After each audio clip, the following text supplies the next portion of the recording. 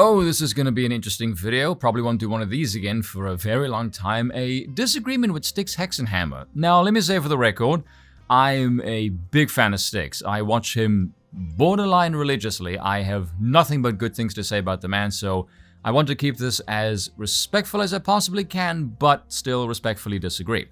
So here's what Styx said. A reasonable person taking Jimmy or Sally in to get their shoes doesn't want to see the Satan shirt.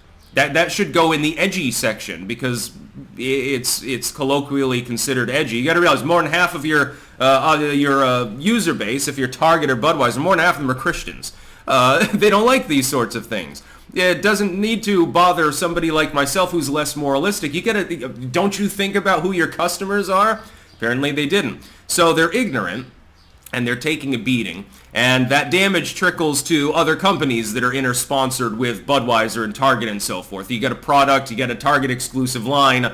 Right now you're hurting a little bit probably. The same is true of Kohl's, Lululemon, a few of these others are being targeted. Calling it Pride Backlash is the epitome of disingenuous because nobody was no reasonable person outside of the 10% of the really religious wackadoodle side of the population, nobody else had a problem. The nation had healed well past the gay rights movement to the point where the people in the population, by and large, a supermajority of them approved of gay marriage, had no problem with lesbians. Well, even the Christians didn't have a problem with lesbians, but they keep that one hush-hush. Bisexuals, they didn't care about any of these things. What happened is that Tumblr invented 2,000 new genders.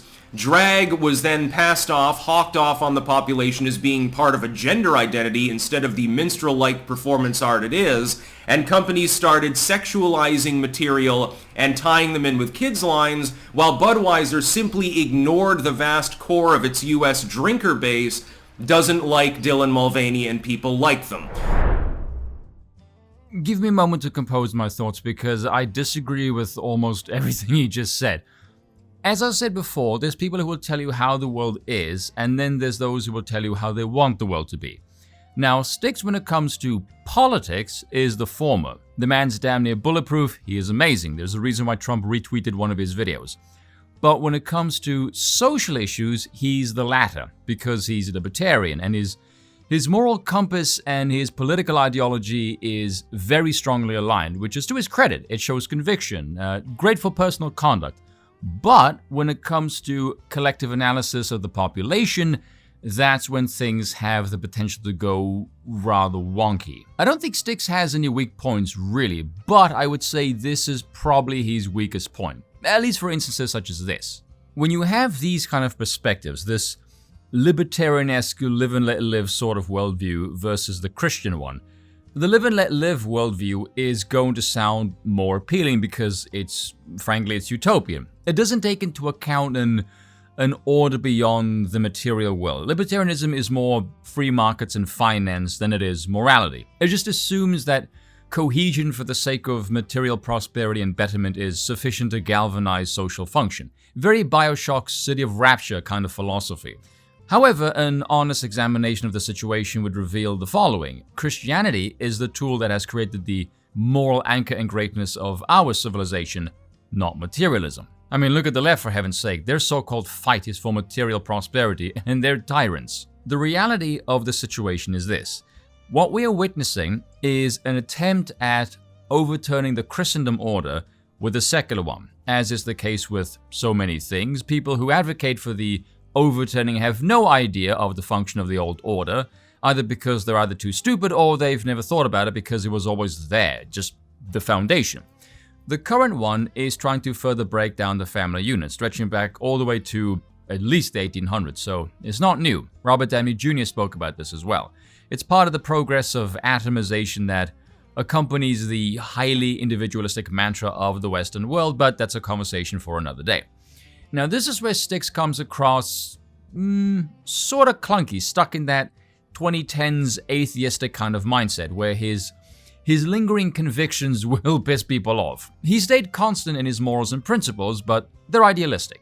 He has a larger part of his publicly expressed views aligning with the right, but he has some social aspects that are more associated with the left that, again, continues to piss off his growing conservative base. So you'll have personalities like Styx who are ironclad in their conviction, who think Why should I compromise my beliefs when everyone else around me are acting like idiots, and those who think society isn't fit to wield those freedoms because they don't have the discipline to not abuse them? From the individualistic perspective, he looks principled, but from a collective perspective, he looks disturbingly naive. I find it kind of strange that he mentions gay marriage because the article he references in the video doesn't mention it. I think it's because it's the sort of memed point where the slippery slope really goes into overdrive. At least for the present thread, it's a reasonable place to point to. But here is the tricky part of this aspect of analysis, which due to a litany of variables and personal bias is always going to land one in hot water. Individual perspectives of public thought.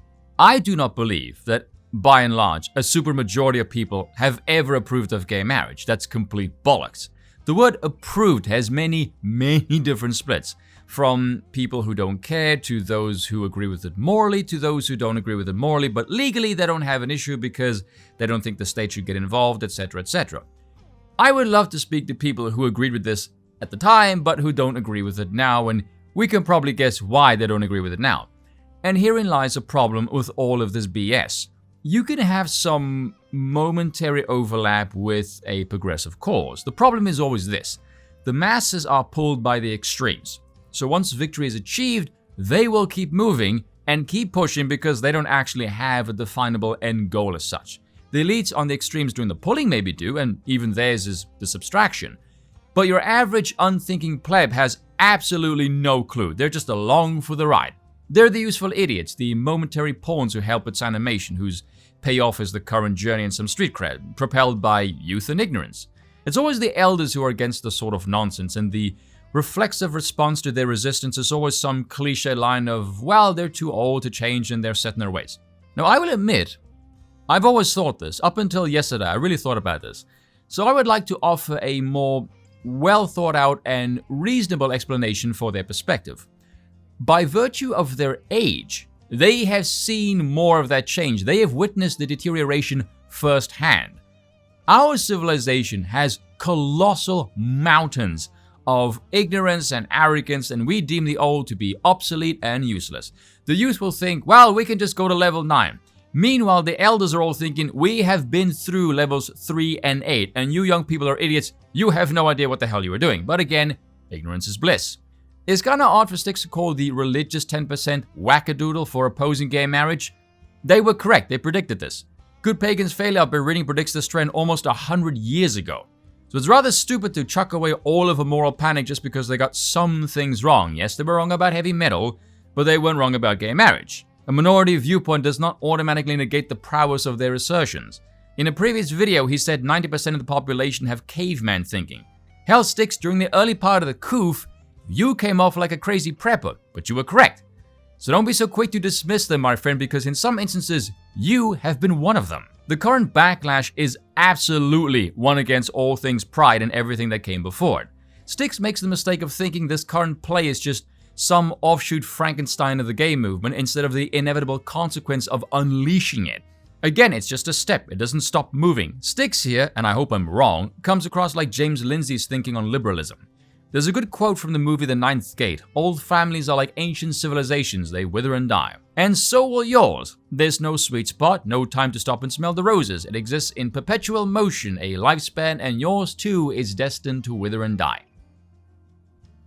I'm sorry, is that all too real for you? How about we end this video with me yelling? Because I posted the essence of this video on Styx's one, and someone said this to me. That last line, are you someone whom is battling their identity? Words.